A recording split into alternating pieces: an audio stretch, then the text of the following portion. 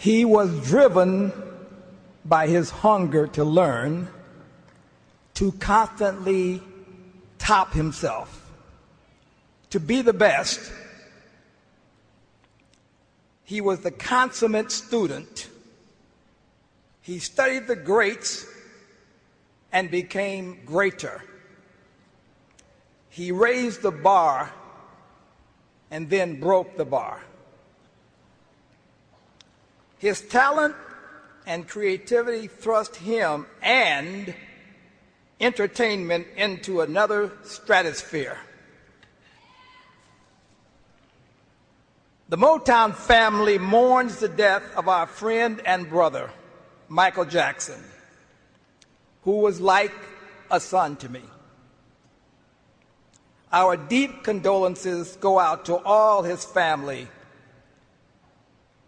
his parents, Joe and Catherine, his beautiful children, his sisters and brothers, and his nieces and nephews. Michael Jackson was 10 years old when he and his brothers, Jackie, Jermaine, Tito, and Marlon, auditioned for me at Motown. In Detroit that July day in 1968, and blew us all away. The Jackson 5 were just amazing, and little Michael's performance was way beyond his years. This little kid had an incredible knowingness about him. He sang with such feeling and inspiration. Michael had a quality that I couldn't completely understand, but we all knew he was special.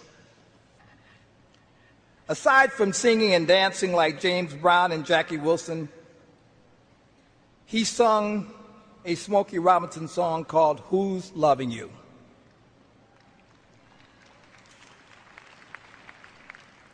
He sang it with the sadness and passion of a man who had been living the blues and heartbreak his whole life.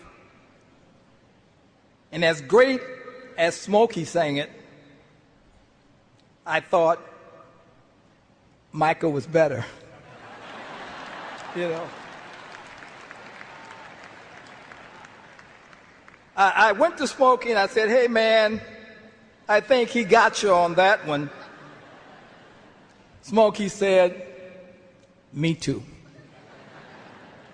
That was Motown. Motown was built on love and competition, and sometimes the competition got in the way of the love, but the love always won out.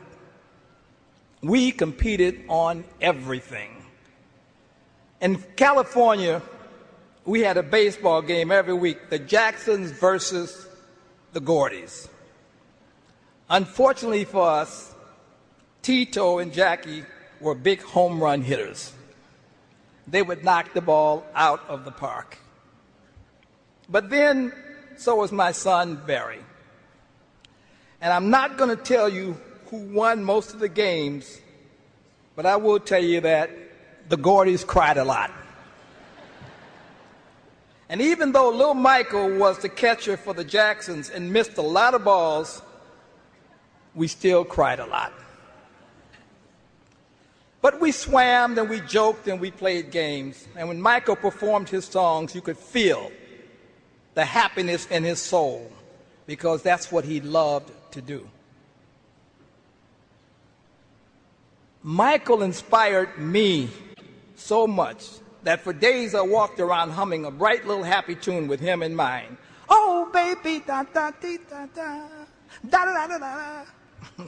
Then I put a group together and we came up with 4 hit records for them. I Want You Back, ABC, The Love You Save, and I'll Be There.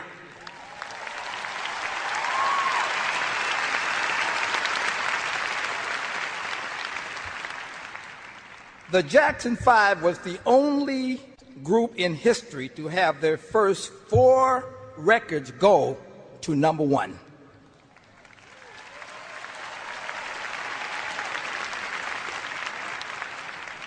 In 1983, the brothers reunited and returned to do Motown 25th anniversary show.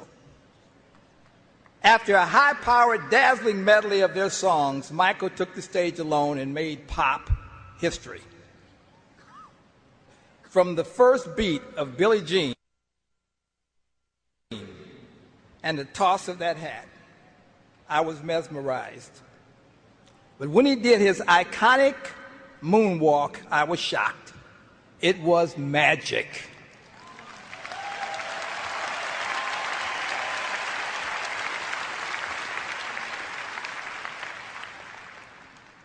Michael Jackson went into orbit and never came down. Though it ended way too soon, Michael's life was beautiful. Sure, there were some sad times and maybe some questionable decisions on his part, but Michael Jackson accomplished everything he dreamed of.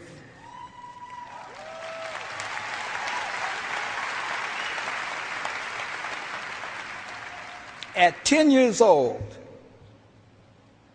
he had passion. He had passion to be the greatest entertainer in the world, and he was willing to work as hard to do whatever it took to become what he indeed became, the undisputed king of pop, the world over.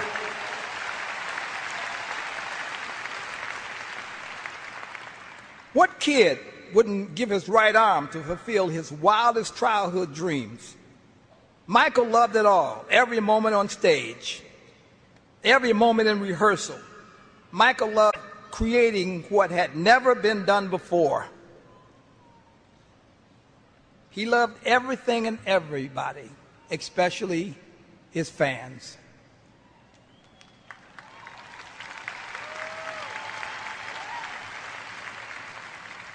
I must say, though, that he did have two personalities.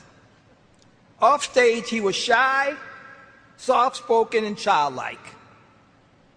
But when he took the stage in front of his screaming fans, he turned into another person. A master, a take-no-prisoners showman. It was like kill or be killed. I mean, Michael was awesome, totally in charge. In fact, the more I think and talk about Michael Jackson, I feel the king of pop is not big enough for him. I think he is simply